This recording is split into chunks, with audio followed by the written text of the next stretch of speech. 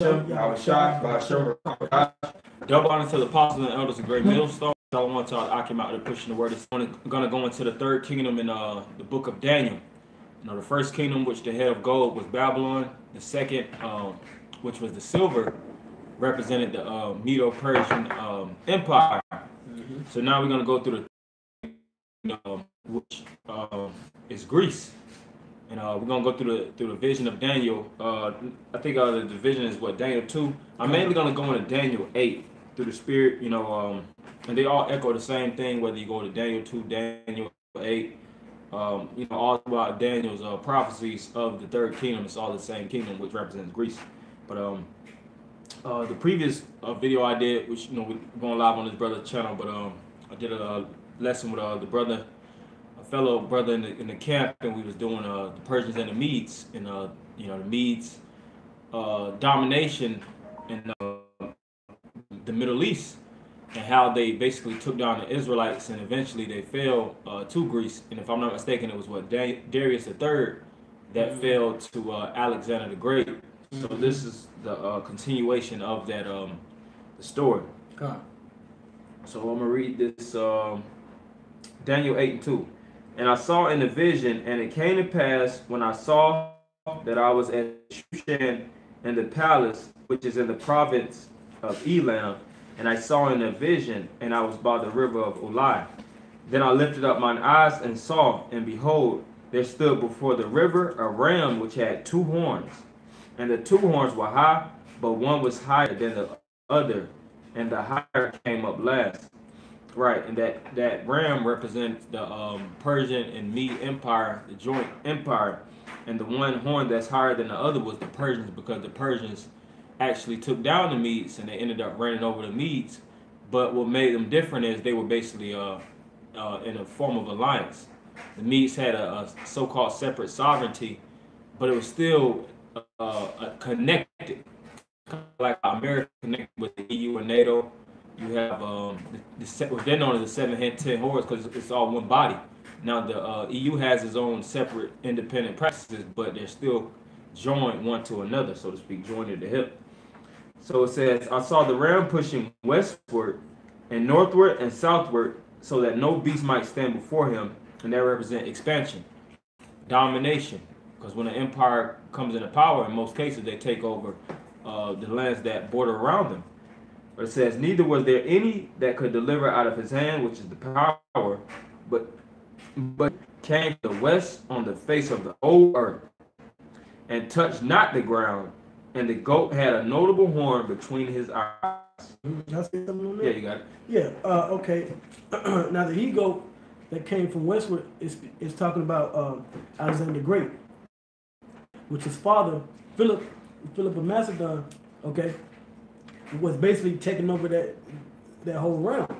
But he had took down his father and took over his kingdom, and he came from the western world to the eastern world and took and had those different battles with the Persian Empire. Because at that time, I believe it was Xerxes' kingdom that was over Persia at the time. Okay, and at that time, the Persian Empire was basically looked at the strongest. They had an actual army known as the Immortals. Okay, but it said that he waxed strong and he became great, and that's what you have in Alexander the Great now. Which they had a series of battles that took place. You know, if you brothers want to take the time out and watch videos and things pertaining to the many skirmishes and battles they had to actually get to the point of Greece's you know, kingdom and rulership. So continuing on, it says in verse 6, and he came to the ram that had 2 horns, which I had seen standing before the river, and ran unto him in the fury of his power. Right. So Daniel is seeing actually the wars between Greece and the Persian and the Medes. He's actually the first place because he's seeing the vision. All right. It says, and I saw him come close unto the ram, and he was moved with choler against him. And that word choler is anger. Because when you go into the history of Greece, just like the brother was going into, the priest was going into, Greece was, which Alexander the Great sprang out of, his father had continual wars and struggles with the Persians and the Medes, and he taught his son in the ways of hatred towards the Persians and the Medes. That's why it says he was moved with choler, because he had a undying hatred for the Persian and the Medes, going all the way back to his father, and more than likely his father's father. You know, they all had they were all adversarial unto the ones that was ruling at that time. So it says, and smote the ram and break his two horns, that's the kingdoms, and there was no power in the ram to stand before him, but he cast him down to the ground and stamped upon him, and there was none that could deliver the ram out of his hand. Right, so that's when the Grecian rule under Alexander the Great fully came up into prominence, and you read that what in the book of Maccabees. All right, so it says, therefore the he-goat waxed very great, and when he was strong, the great horn was broken, for it came up 4 notable ones toward the 4 winds of heaven. Right, and when you go into the history of Alexander the Great, which is located in First Maccabees, the 1st chapter, it speaks about how Alexander the Great came into power, and in the duration of time, he fell sick. That were contemporaries unto him, his lieutenants, so to speak. Those are the ones that basically desired the next position of power. And you had, if I'm not mistaken, it was actually 5 major individuals. It was Seleucus Nicanor, you had Ptolemy, you had Lysimachus, Cassander, and you had this guy Antigonus. Now, when you go into it, the 4 actually banded together to take down Antigonus, because that was 100 years of history. And after they took Antigonus down, they fought between each other. And that's the main 4 individuals that's located in the book of Daniel that went and had continual struggles one towards another. And it basically boiled down to Cassander lost his positioning, and Lysimachus, which, if I'm not mistaken, Cassander was over Macedon. All right, and Lysimachus, I think he was in the Middle Eastern region, and you had Seleucus in the north and Ptolemy in the south. All right, and after Cassander and Lysimachus basically got swept out, it came the Seleucid dynasty and the Ptolemaic Seleucid Empire, excuse me, versus the Ptolemaic dynasty. But it's gonna go through a little bit more in the history of it, which that's gonna be later on in the segment, so to speak. But you have anything you want to bring up? I did, because you had mentioned about Philip of Macedon having a certain hatred for the Persians, and those different battles and skirmishes that they had, or that that ill will that they had to lead into him, training up Alexander and then taking over eventually the Persian Empire. Now, this is an excerpt from the book Alexander the Great by Robin Lane Fox. All right, and this is from page 92. So it says war Philip had announced was being declared against the Persians on behalf of the Greeks to punish the barbarians for their lawless treatment of the old Greek temples. He was fighting as the Greeks' crusader. So this one he was, on his come up, and had chosen his slogan for its many subtle overtones. Historically, it referred back to the dark days of 480, when the Persian king Xerxes had invaded and left a trail of sacrilege, which only ended with his sensational defeats at Salamis and Plataea.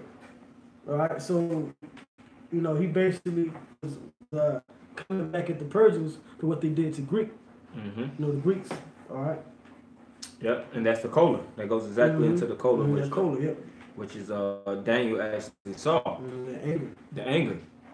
It's a little bit more. Okay. And I'll just read this in First Maccabees. This is First Maccabees 1:1. And it happened after that Alexander, son of Philip, the Macedonian, who came out of the land of Shittim, had smitten Darius, king of the Persians and Medes, that he reigned in his stead the first over Greece. Right, and that's Alexander. He reigned in his stead the first over Greece. Continuing on, and had many wars and won many strongholds and slew the kings of the earth, and went through to the ends of the earth and took spoils of many nations, and so much that the earth was quiet before him. And just like we read in Daniel, the 8th chapter, it said that he didn't basically sit down, you know, and he didn't put that sword down for a second. His whole thing was to campaign, when you go into Alexander's history, to campaign as much as possible and to take down as many kingdoms as much as possible. If I'm not mistaken, he was, what was he, 32 when he died? 32. I think he had a 10-year legacy. 12 years legacy of just continual wars and continual fightings. And, you know, he took a lot of kingdoms down in that 12-year time span. And even his generals, the men that was under him, they were pretty strong themselves. You know, the representatives, that's why even with Alexander, even the one, his understudies, so to speak, his generals still had a long line of rulership. Like the Seleucids, you had Seleucus Nicanor the first, and Ptolemy. Those individuals, they expanded and they had heavy influence all over the world. Like Ptolemy, you had in Egypt, you have the image of Serapis Christos. You know, you have Ptolemy's influence all throughout Egypt, even unto this day. You know, same thing with Seleucus. You have the land of Antioch, which is after Antiochus Epiphanes. So these individuals were, you know, when they was in a level of power, they wasn't putting the sword down. They were constantly breaking down these different nations.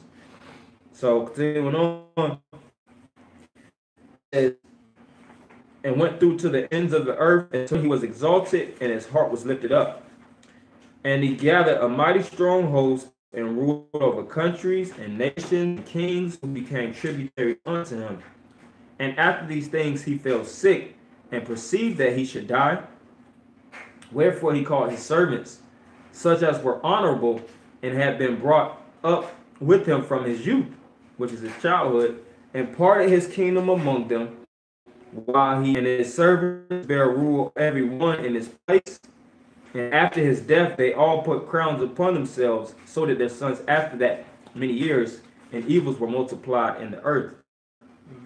Right, and while we multiply the earth, when you go through the book of Maccabees, you see how they ransacked the temples. They pushed the spirit of Hellenization, which Hellenization really first started with Alexander the Great, but they took the style of Hellenization and they built on top of it.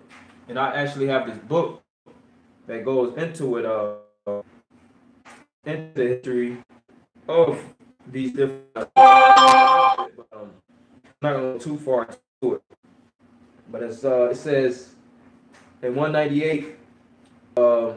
It says Jewish priests on good terms with the Seleucids.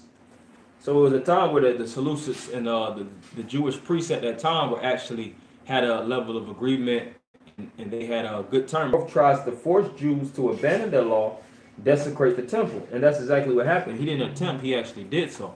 That's where you have the abomination that maketh itself desolate when you read the scriptures.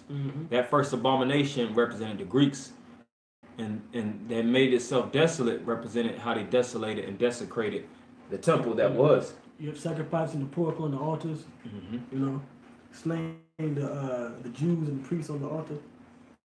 It can states that Esau was the Lord. Yep. Same spirit.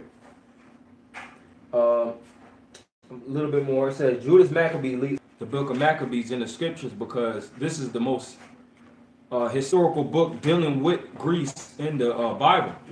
Because Greece was Greece's main enemies were the ones that were fighting against them on the outside. Simon, you know, the sons of Levitical priests and the other Israelites. Those bring up. Yeah. Oh yeah, you got it, bro. Yes. Yeah, this is from the book of Josephus, right? And this is chapter 5, book 12, chapter 5, and this is at line number. Let's see, I just want to get. I'll start this first part, which is line 237. It says, about this time, upon the death of Onias, the high priest, they gave the high priesthood to Yahushua, his brother. For that son, which Onias left was yet but an infant in its proper place. we will inform the reader of all the circumstances that befell this child. But this Yahushua, who was the brother of Onias, was deprived of the high priest king, who was angry with him and gave it to his younger brother, whose name also was Onias. For Simon had these 3 sons, to each of whom the priesthood came, as we have already informed the reader, which is in the earlier point. So it says, this Yahushua changed his name to Jason. And this is where you get that in the scriptures. Jason was mentioned in the scripture. Now it says, but Onias was called Menelaus. Now as the former high priest, Yahushua raised a sedition against Menelaus, who was ordained after him. The multitude were divided between them both. And the sons of Tobias took the part of Menelaus, but the greater part of the people assisted Jason.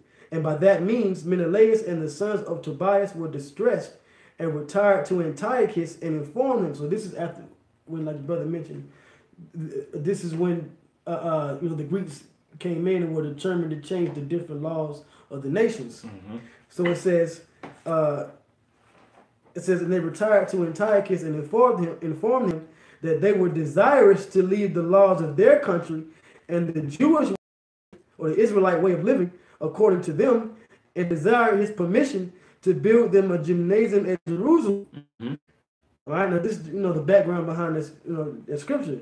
It says, and when he had given them leave, they also hid the circumcision of the genitals, that even when they were naked, they might appear to be Greeks.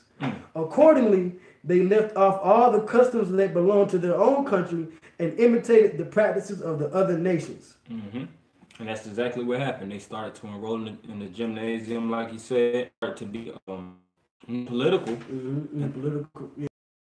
Politically correct. That's why when you go towards the time of Yahushua, you fast forward a little bit, you see how the whole priesthood, because the Pharisees really go back to the time of Maccabees, things of that nature, but it became so corrupt during that. The main thing about that time frame is when it became corrupt. And you see they had that split there, between different, this person supposed to be priest. It started to become a puppet government.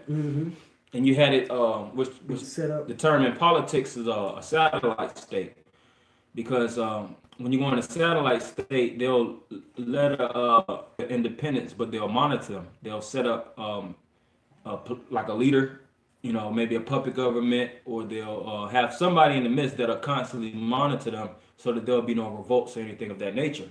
So Israel was going through, was starting to become a satellite state. That's why during the time of Yahushua, when Yahushua was talking about destroying the temple, not actually physically destroying the temple, but when he was prophesying about the rebuilding of the temple and things of that nature, their whole reaction was to run and tell the Romans, because they were basically being influenced and basically being fed by the Romans. And I just have this term, and I'm gonna go back to it under satellite state. Heavy political, economic, and military influence or control through as Israel. Politically, that's what the Pharisees and the Sadducees. The king. Yep. In the form of economics, that's where you had the tax collectors. They were collecting taxes as Israelites from Jacob in the Middle East, but they had to pay what? Federal tax unto the Romans. And it says, and also military, because even Jake, to be honest, Jake didn't really have a form of a military even back then. They started to lose their grips and control in all things, but they had a level of allowance from the Romans during that time, and even back then, even toward the Grecians, because it's even parallel when you see how things started to develop and how Rome took that same spirit from Greece, because the brother just read it, on how the corruption became and how Antiochus in all those positions and power. And I have some more of that. If not, I have. That was on that. Yeah, I have this precept in Maccabees. This is 2 Maccabees 6:1. Now, long after this, the king sent an old man of Athens to compel the Jews to depart from the laws of their fathers, the temple of Jupiter Olympius, and Gerizim of Jupiter, the defender of strangers, as they did desire that dwelt in the place. And that's how Israel became strangers. That's why when you read in Acts about was that the where they were worshiping Jupiter. They was worshiping all these different gods during the time of Acts, because this is the inception. This is how things began. All right, verse 3: the coming in of this mischief, and that's how they became strangers and Gentiles, because they started to forbid the laws, statutes, and commandments that they were guided by their ancient world practices. It says the coming in of this mischief was sore and grievous to the people. Verse 4: for the temple was filled with riot and reveling by the Gentiles who doubted the holy places, and besides that brought in things that were not lawful. The altar also was filled with profane things, which the law forbiddeth. Neither was it lawful for a man to keep Sabbath days or ancient fasts, or if I'm not mistaken, that's feast. But it says fast right here, or to profess himself at all to be a Jew. So if they didn't profess themselves to be Jews, then what were they professing themselves to be? Right, exactly. And that's the whole thing with the mission with the other nations, or the Gentiles. The fact that you have Israelites scattered among the other divided between, should we, follow this priest and his, then they got the gymnasium and everything. So how many more Israelites, you gotta imagine how many Israelites were following behind these men. And then it said one portion followed this man, but then the greater portion followed this man. Okay? And that influence went to other Israelites that were already out there in the nations just living. That's where wisdom comes in at, man. Yeah, because I'm looking at this list. I have a timeline with brothers. You could actually Google the Grecian or the Alexander the Great to the Seleucid timeline, and from Alexander is around 336 BCE, all the way to 116 BCE, which is Antiochus, if I'm not mistaken, the ninth Cyzicenus. That was like the whole span of Grecian rule. So that was over 100-year influence. It takes like how many generations to confound the people. You gotta think about Jake. When we came here in the 1600s, 1800s, we fully lost the culture of being Israelites, man. Think about now, 400 plus years.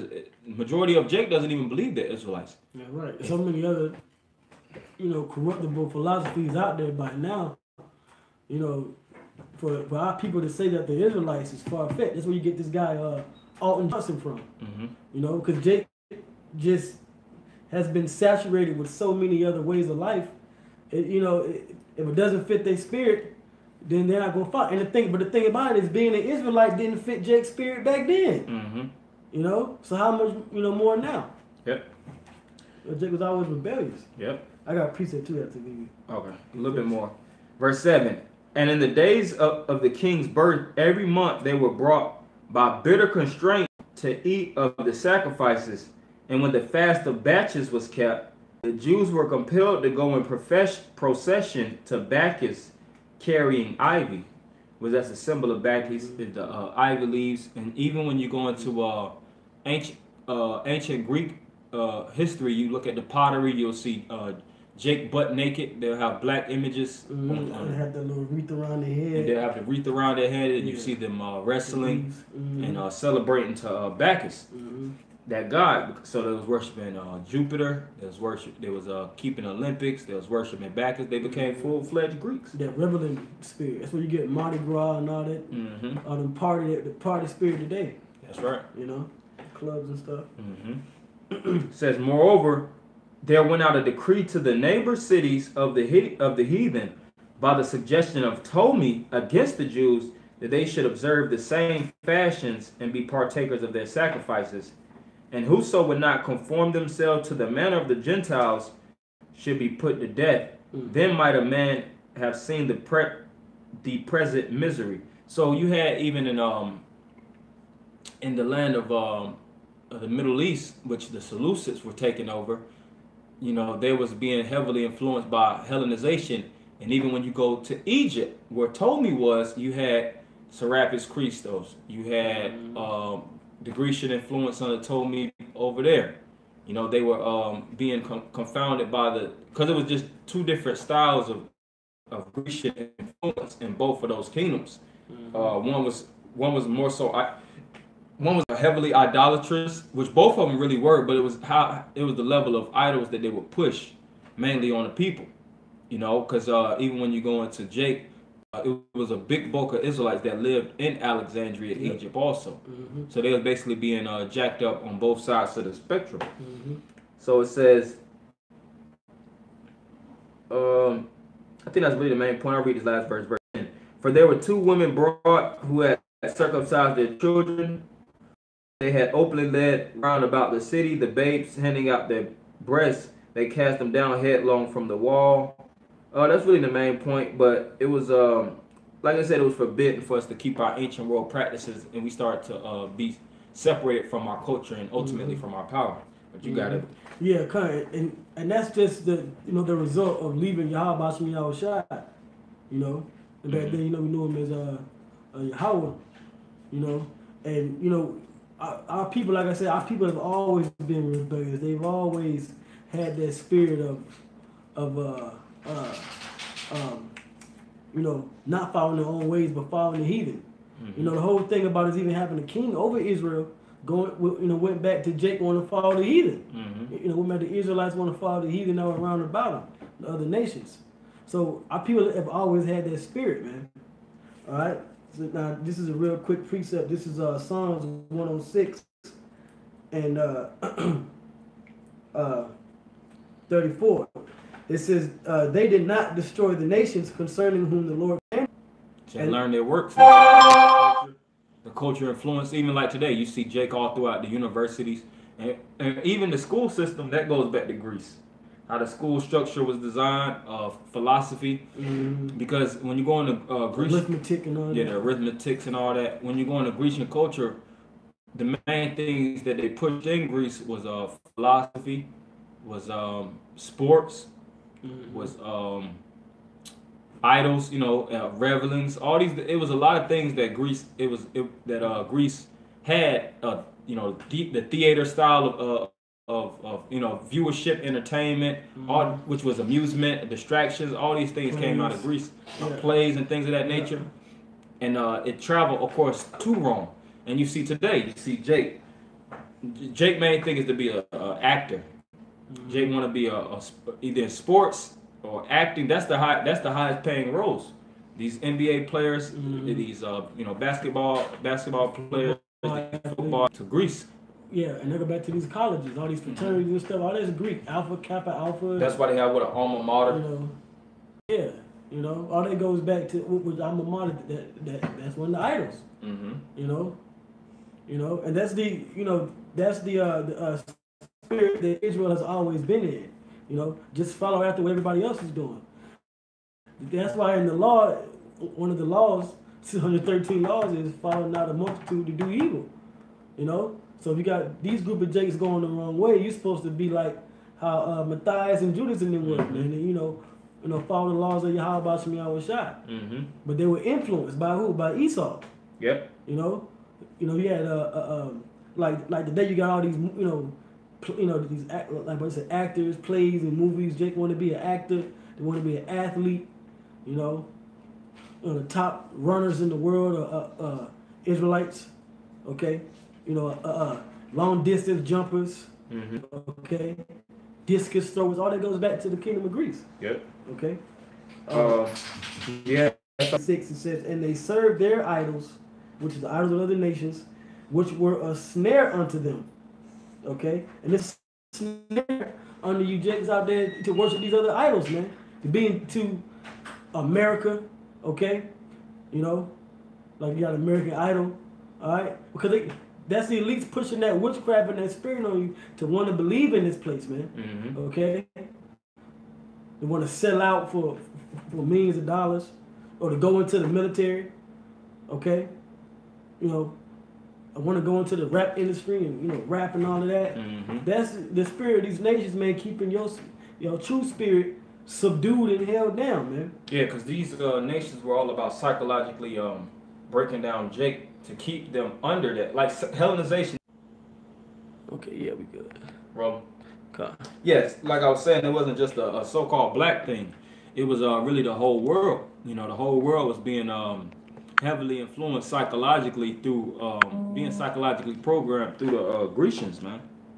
You know, and it's still going on even unto this day. That's why when Rome came into power, and even America, when they came into power, they captured the programming and the wisdom of the ancients of Greece and of Rome to control the masses of the people. Now, of course, during the time of the Romans, you had Yahweh Shai and the band of men that follow him that knew that at the end of the day, all these things are just a distraction to keep us away from our power.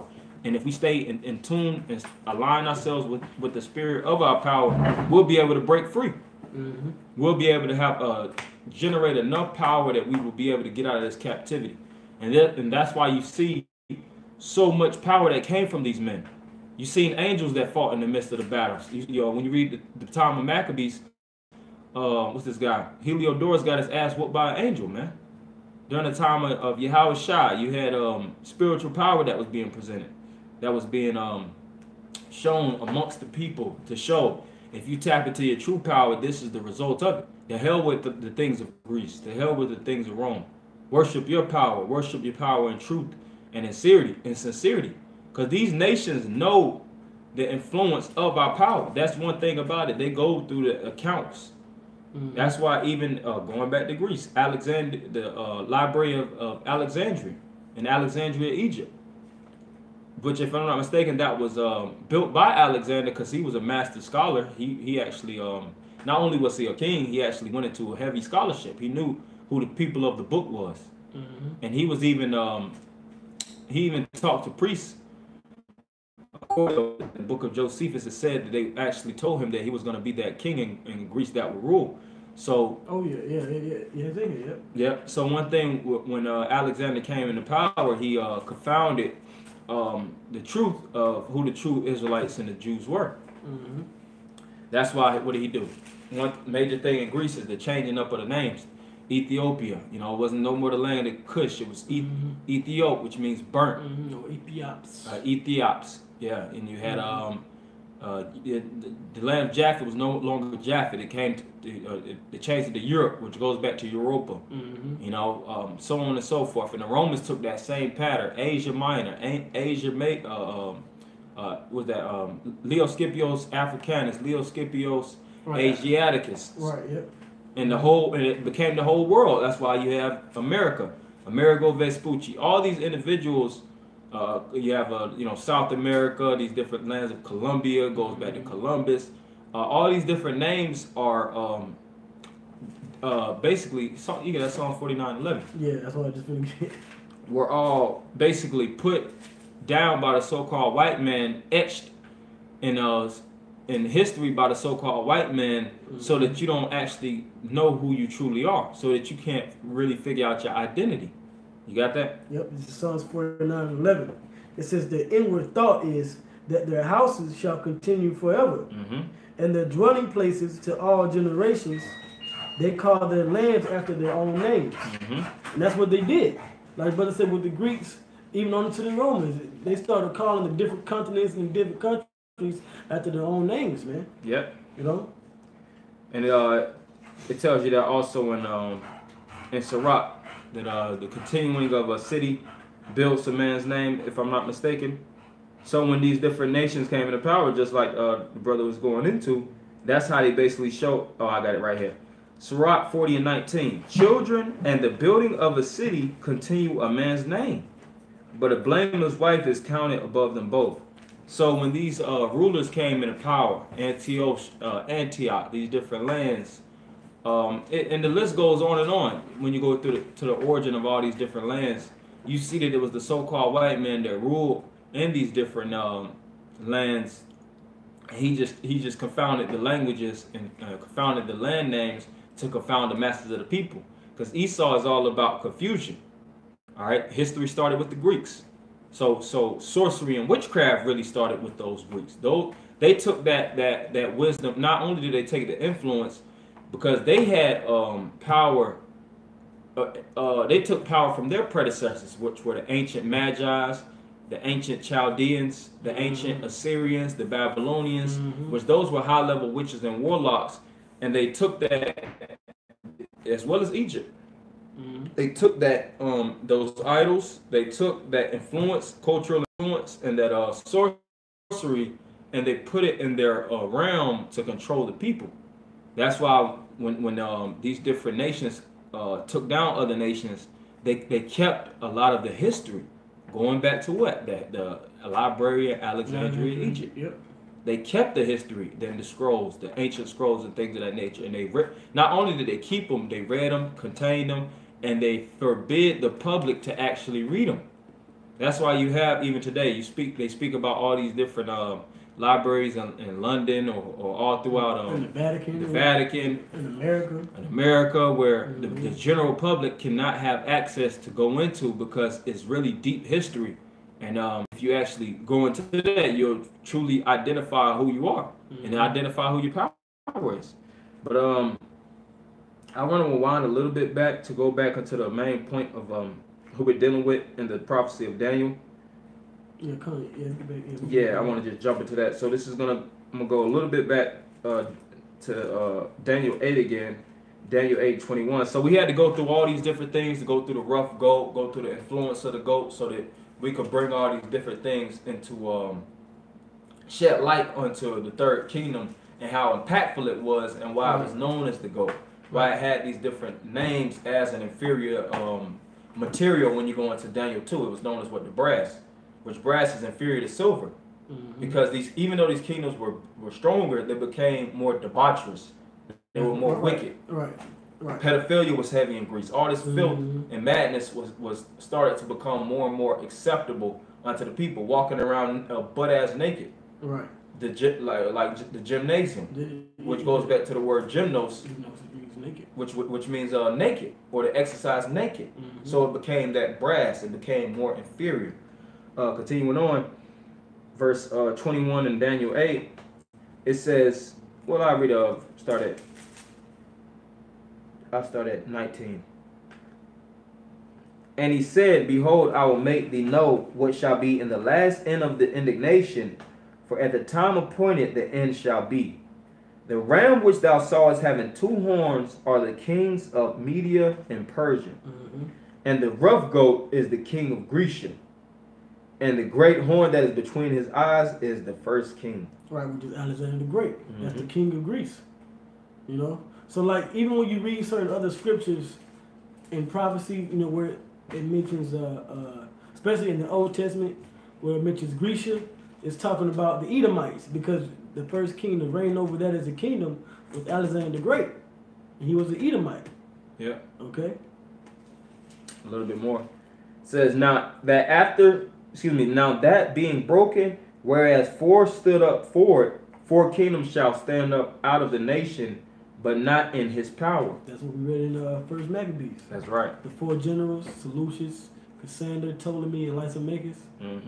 All right, those generals that were brought up with Alexander and came after him, they were the mini empires, so to speak, you know, or nations that came out of Greece, or what the different nations were up under those 4 different sectors, so to speak. Yeah. You know, and I believe Israel, Jerusalem was underneath the Seleucids. Yeah, and even and it said that they didn't stand up in his power, because even when you go into the history, Alexander actually had a son. If I'm not mistaken, he had 2 of them. But if I'm not mistaken, brothers could go into the history, Cassander actually killed one of his sons because he was supposed to be the heir to the throne, and they made sure that his child wouldn't be so. So they killed his son. They killed Alexander's wife. They basically destroyed his legacy, so that they would actually have, by political and military might, be crowned king. And that's why the war started to be, the scuffles started to become such a big thing. Like I said, it's over 200 years of history. That was a constant war. What does the scripture say? Satan divided against himself. How shall his kingdom stand? Right. So that kingdom had to fall. And I'm going to read a little bit more. And in the latter time of their kingdom, when the transgressions are come to the full, a king of fierce countenance and understanding dark sentences shall stand up, and his power shall be mighty, but not by his own power, and he shall destroy wonderfully, and shall prosper and practice, and shall destroy the mighty and holy people. And if I'm not mistaken, it's talking about Antiochus. And through his policy also he shall cause craft to prosper in his hand, and he shall magnify himself in his heart, and by peace shall destroy many. He shall also stand up against the prince of princes, but he shall be broken without hand. That's Esau, man. Yeah. That's Esau and them in general, you know. Mm-hmm. He would try to stand up against Yahushua and get destroyed. Yep. And that's how you know we're living in a time of that fourth kingdom, because after Greece is Rome, which Lord willing, you know, the next segment we'll go into the fall of Greece. We'll go into the establishment of Rome and how basically, you know, the kingdoms actually, the kingdom of Greece actually diminished. But I got a little bit more. You had anything? If not, I'll just read this last little bit. Yeah. Nah. I mean, I was looking for something, but Okay. it came to me yet. So.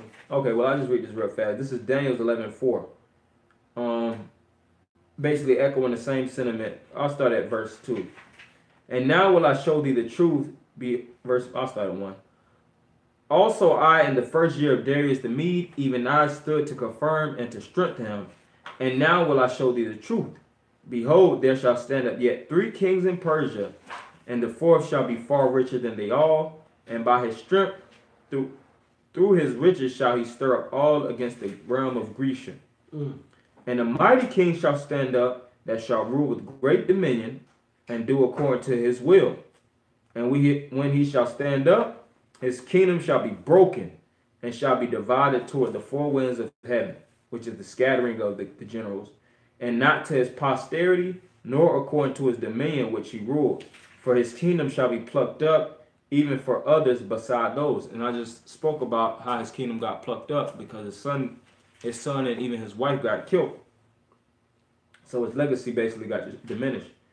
And the king of the south shall be strong, and one of his princes, and he shall be strong above him, and have dominion. His dominion shall be a great dominion.